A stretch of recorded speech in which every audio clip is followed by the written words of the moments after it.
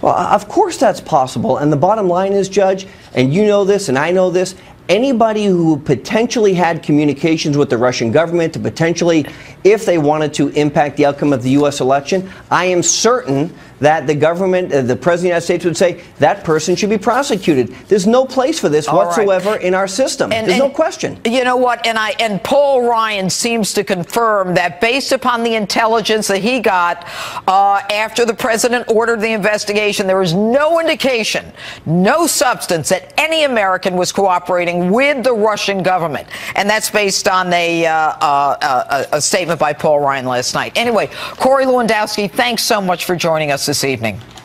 Thank you, Judge. All right. And joining me now to dig deeper into these allegations made by President Trump is former Attorney General of the United States, Judge Michael Mukasey. All right, Judge, I'm going to ask you some very general questions. Are you there? Yes, I am. Okay, now, there are reports that there were two applications made to a FISA court. One that was denied and the second that was granted. One denied in June. Now, Judge, would you agree with me that applications to the FISA courts are, according to everything that I've read and former attorneys who've applied for these, are almost always granted, so a denial must be based on, you know, a real lack of any facts. Would you agree with that? Well, yeah, statistically, they are almost always granted for the simple reason that the Justice Department is generally pretty conservative about what it puts in. Which is to say, it tries to create as much of to establish as much probable cause as it can. But the fact that it was denied means there was very little there. What's interesting is that application mentions the name Trump, although it's not clear in what connection. Okay. And that application was denied. Okay, that's denied. So they go back. The Obama administration goes back. Whether it's the FBI or NSA, we don't know who goes back to the FISA court. And in fact, it's got to be the FBI, because they're the ones with the jurisdiction to conduct this kind of surveillance inside the United States. Okay, so if the FBI does it and the FBI makes that second application and takes Trump's name out of it, it is granted in October. Now, is there always a requirement of probable cause? It's very different than a requirement for a wire in a regular criminal case. Isn't that correct? There's a requirement of probable cause, but it's probable cause of a different sort. In a criminal case, it's probable cause that a crime was committed, right, and probable cause that the wiretap will disclose evidence of it. But this is not that. The only thing they have to show is probable cause to believe that somebody on that wire is acting as an agent of a foreign power. Now, this may very well have had, and likely did have, nothing whatsoever to do with Mr. Trump, because there were allegations about Manafort getting money from from Putin's puppet in the Ukraine and so on that go way back. But Judge, I want to stop you there, because Manafort was not even on the campaign in the first application to the FISA court. Manafort did not come on until after Corey was gone. Okay. So and the first application was not granted. Right, exactly. It was the second one that was granted. So now, how would we at this point get our hands on that FISA warrant? We wouldn't, because the fact that this is out is extraordinarily unusual. FISA activity generally is, number one, highly confidential, and number two, for very good reason, because first of all, we don't want foreign powers or terrorist organizations to find out that we're eavesdropping. And second, we don't want to damage people's reputation if it turns out that there's nothing there. All right. Now, Judge, in the last day of the Obama administration, in the last days, the president ended up expanding the powers of the NSA, the National Security Agency, to share information with about 16 other agencies. By tearing down the bureaucratic barriers and sharing intelligence, supposedly, with other agencies, many would think that's a good thing. But there are those who feel that this was a tee-up, a setup, so that there could indeed be these kinds of leaks that never before would have occurred, but because there are so many more players involved that Donald Trump was almost set up once the Obama administration was gone by those people who were still in the government with access to this information. That is not an implausible theory, because pushing this out in an extraordinary way, particularly when very little we're not talking about a terrorist investigation, particularly when very little came of it, I think is pretty unusual. All right. And my final question. When the president, Obama, ended up kicking out a number of Russian officials, I believe there were about 35 Russian operatives, he did not throw out this Ambassador Kislyak, who Jeff Sessions, as senator, met with, which wasn't unusual for him to meet with an ambassador. Why is there all this hoopla about Kislyak being a bad guy? If he was so bad, why didn't Obama throw him out? No, the hoopla is contrived. Kislyak may very well be a bad guy. I mean, he was a Russian ambassador. But the point is, he is the Russian ambassador, and that appointment with Sessions was set up by the by the State Department, Obama's State Department, as they set up all his other appointments with foreign officials. Okay. Judge Michael Mukasey, thanks so much for joining us and shedding light on this. Happy to be with you. Thank you, Judge.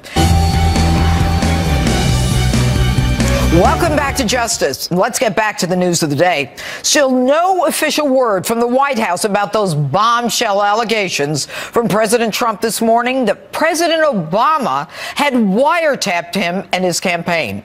I'm joined now by former Department of Justice official J. Christian Adams. All right, good evening, Christian. Let me ask you this. Last night on Bret Baier's show, Paul Ryan responded, and I'm going to ask them to put up his response in a minute, but I want to identify what was going on. After Hillary lost, the president ordered an investigation by his intelligence community so that we could get a report to Congress as to whether or not there was any kind of influence by anyone in the Trump campaign or in this country with the Russian government. Paul Ryan answered that question on Bret Baier as to whether or not they found anything like that out by saying this. That we have seen no evidence that anybody in this campaign or any other American was in on it with the Russians to meddle in our elections. We know they meddled.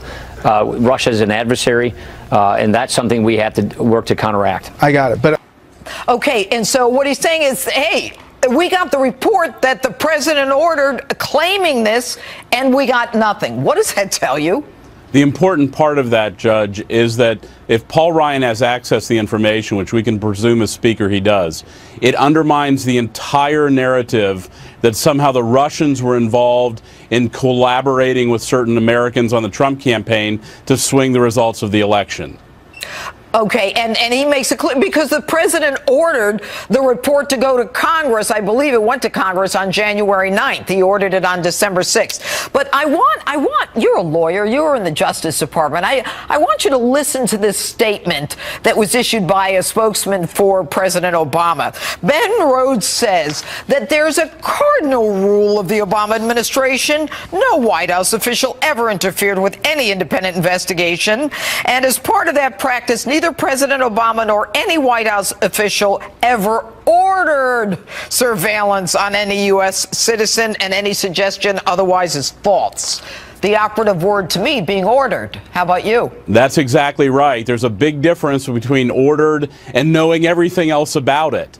And you notice Ben Rhodes doesn't deny that they knew everything else about this FISA warrant tapping into the Trump campaign in the middle of the fall election. Judge, look, if this happened folks need to understand this is what the tactics of a police state are, to use intelligence gathering services against political opponents. If this happened, we've crossed a very dangerous line in America. It makes Watergate look like a joke. I mean, they were bugging an office of a secretary with a piece of hardware from the 50s. This is entirely different if it's true. Well, and you know what? When the president made that allegation, and of course this is all based on open source reporting, which means that a number of very credible reporters, media have reported on this. There are a lot of sources supporting that there was a FISA warrant, that Trump Tower, a computer in there, was being monitored. I mean, for the original FISA court to not grant the warrant, there's like a 0.03 chance of that happening. Does it tell you that the Obama administration was over the top in trying to get into that campaign to monitor it? Absolutely. You know, FISA warrants are almost always granted, like Judge McCasey pointed out, because they're so carefully crafted before they get to the court. But to have it granted in October in the middle of a campaign, and we've seen the product of it, Judge, Americans are going to learn what the deep state is, because that intelligence information about Mike Flynn, his conversations with the Russians, it got out into the Washington Post. That's exactly how it is working in a very dangerous fashion, where intelligence operations are becoming political weapons. Well, and the Washington Post, of course, being a very left-leaning newspaper. And finally, you know, what is amazing is that on the one hand, you've got President Trump saying, you know, Hillary Clinton and Bill Clinton are good people, and, you know, almost we got to let bygones be bygones in that 60 minutes. And yet everything is being teed up so that he is being someone who is almost victimized by all of these leaks, with a broadening of intelligence information across the whole 16 or 18 agencies. Go ahead. It's a very deliberate campaign being engineered to smear and delegitimize the president, to smear and delegitimize General Sessions, to hamstring the administration into enacting its proposals. Remember, almost all of the Justice Department are a bunch of Democrats. If you look at the donation rates, if you look across the government, they are foes of President Trump. All right. And what's amazing is all those Democrats criticizing Senator Sessions, Nancy Pelosi and McCaskill, who can't wait to get in front of a camera. They met with that Russian ambassador, too. You know, they talk out of both sides of their mouth. J. Christian Adams, thank you. Right. Take care. All right. And when there's big news on the weekend, no one gets into it like my panel. Democratic strategist Marianne Marsh and GOPAC Chairman David Avella here, ready to do battle over tonight's explosive allegations from President Trump.